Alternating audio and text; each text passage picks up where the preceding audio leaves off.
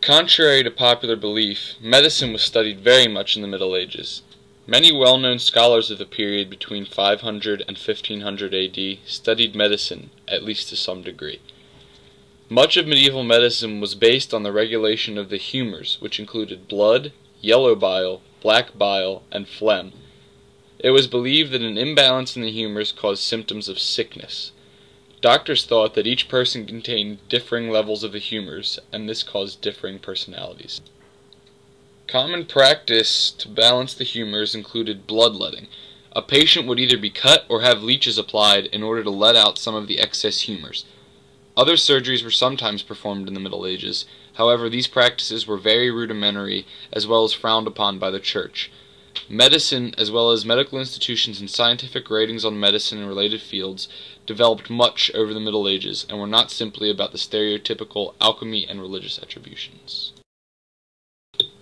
The most important factor in the growth of medicine in the Middle Ages is the development of a medical curriculum as well as new universities.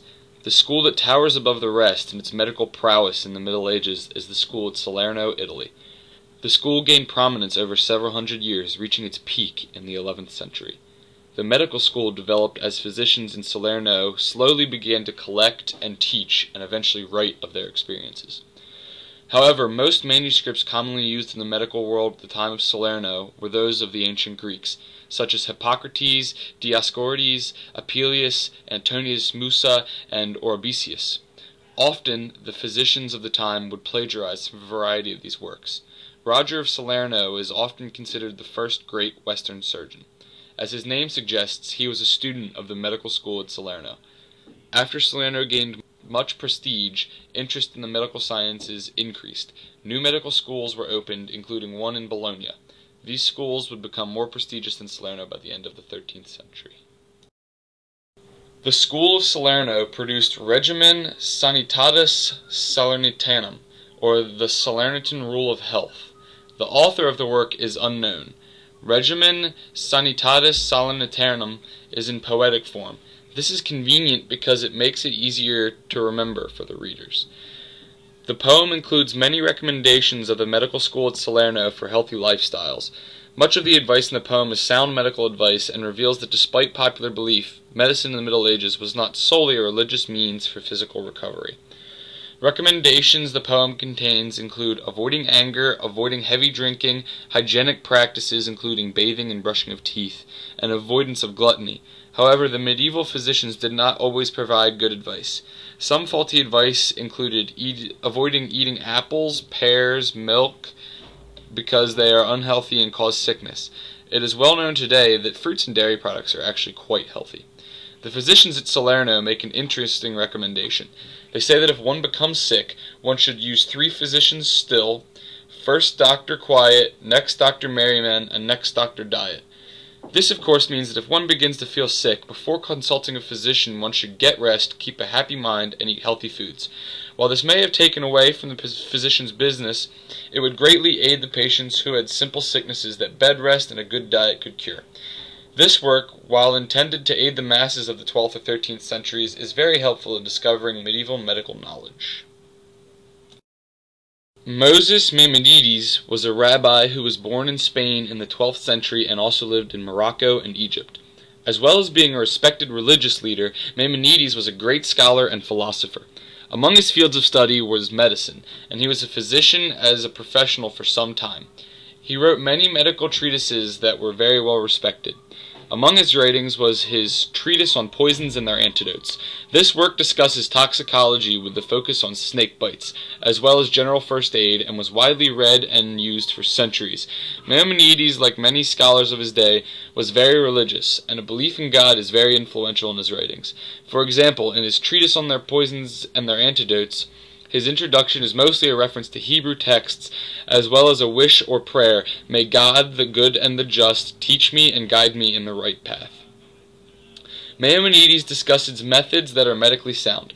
For example, on the subject of snake bites, he asserts, when someone is bitten, immediate care should be taken to tie the spot above the wound as fast as possible to prevent the poison from spreading throughout the body.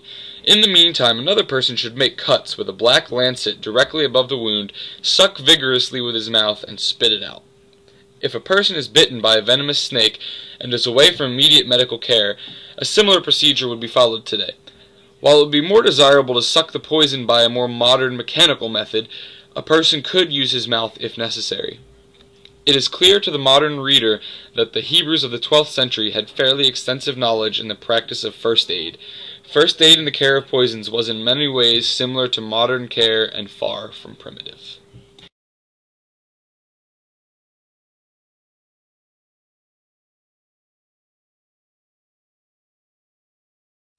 Medical knowledge in the Middle Ages was not confined to physicians or surgeons. Many people in fields other than the sciences had some medical knowledge. This is best evidenced in Chaucer's medical references throughout his Knight's Tale. A key component of medicine in the Knight's Tale is the preparation of medicines or drugs. In order to flee prison, Palamon drugged a prison guard. The drink that Palamon created for the guard was essentially just a sweet wine containing opiates. According to Chaucer, the guard remained unconscious for the entire night, even when he was shaken. This demonstrates that the medical authorities, as well as others in Chaucer's England, knew of the effects of opium. In fact, opium had been known in England for some time. However, during Chaucer's time, opium was considered to be a substance of the devil. This was because it was associated with the Far East. Chaucer makes explicit references to medicine and drugs when describing Palamon's escape from his imprisonment. After the battle between Arcite and Palamon, Chaucer again mentions drugs. When describing the injuries sustained by the men on the battlefield, Chaucer makes reference to methods of pain relief at the time. It appears as though several methods were used to relieve pains acquired on the battlefield. Some of the men carried salves, which were and still are sometimes rubbed on painful areas to reduce swelling and soothe pain. The poem says that other men carried charms. This suggests that it was commonplace for magic and medicine to be considered one and the same. It is interesting that Chaucer mentions the salves first. Perhaps he is suggesting through structure that scientific medicinal practices were beginning to replace the popular magical practices. However, Chaucer obviously knows the benefit of medicine for more than just soothing pain. The soldiers had herbal medicines and sage, and they consumed these medicines to cure their limbs. Modern medicine has shown that the use of herbal medicines as well as spices has medical purpose. Herbs are still often used today, and many different studies have shown sage having antibiotic and antifungal effects. Chaucer recognized that the administration of herbal medicines is not always appropriate, and indicates that no herbal medicines were used as Arcite was dying because they could not prevent it.